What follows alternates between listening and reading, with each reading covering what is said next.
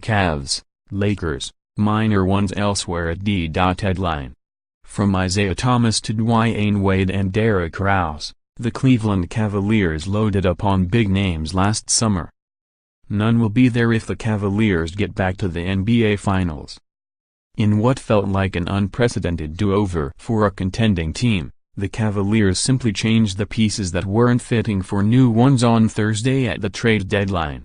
Fans who usually marvel at LeBron James were instead praising his general manager, as Koby Altman used a series of swaps to strengthen his sputtering team and leave open the possibility for more moves.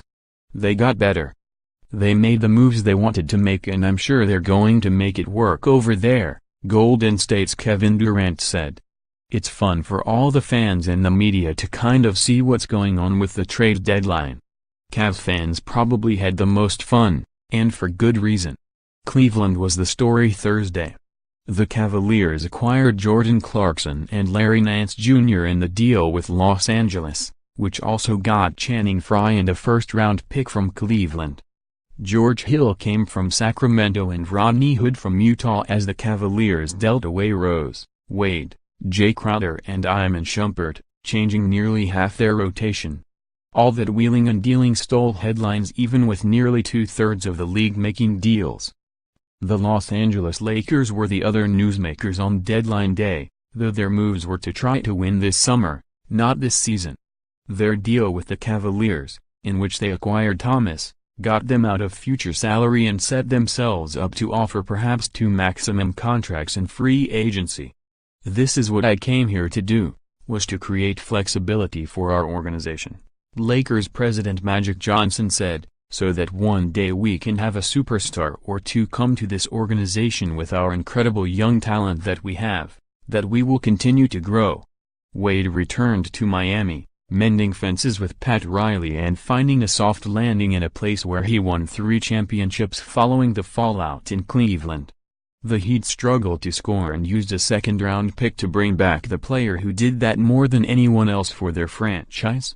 The fact that he decided to come off the bench in Cleveland has minimized and also limited his opportunities to do certain things that he has always been capable of doing, so I would imagine he would morph right back into the role of being a scorer, a front-line scorer for us, a crunch-time scorer for us, a defender on the ball in niche situations, Riley said. Most of the moves outside Cleveland on Thursday were minor, for a few reasons. One is so many difference-making players had already been traded, from Kyrie Irving, Paul George, Carmelo Anthony, Chris Paul and Jimmy Butler in the summer to Blake Griffin last week. There simply weren't many blockbusters left to be made. Also, teams have become hesitant to trade first-round picks, which teams often want when they're dealing a top player. But teams like keeping their picks because it allows them to have affordable talent for a few years on rookie contracts. Draft picks, especially first-rounders, are becoming like gold to a lot of franchises, Bulls executive vice president of basketball operations John Paxson said. In these markets where cost certainty for a young player is something you can have, it's a big thing. But teams are just taking a breath, they are not done. Some players traded Thursday were immediately waived. Players who are on NBA rosters have to be waived by March 1 to be eligible to play for another team in the postseason. That means the high-spending contenders can try to add talent without giving any up by signing veterans those took buyouts to become free agents. Boston did that Thursday when it signed Greg Monroe, and the Warriors and Cavaliers, who will have open roster spots after Thursday's moves, will surely be watching to see if players like Evans or Joe Johnson become available in the coming days.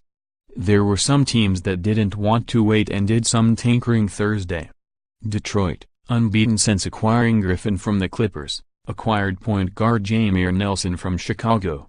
The Denver Nuggets brought in Devin Harris and sent out Emmanuel Mudiay in a 3-team trade with New York that landed Doug McDermott in Dallas. The Warriors stayed put at the deadline, as did contenders Houston and Oklahoma City. DeAndre Jordan remained with the Clippers and Tyreke Evans didn't get a trade out of Memphis, meaning 2 of the names receiving heaviest speculation ahead of the deadline will be right back where they started. But things were far from boring. The Cavaliers made sure of that. App sports writers Janie McCauley in Oakland, California, Andrew Seligman in Chicago, and freelance writer Christopher Stock in Miami contributed to this report.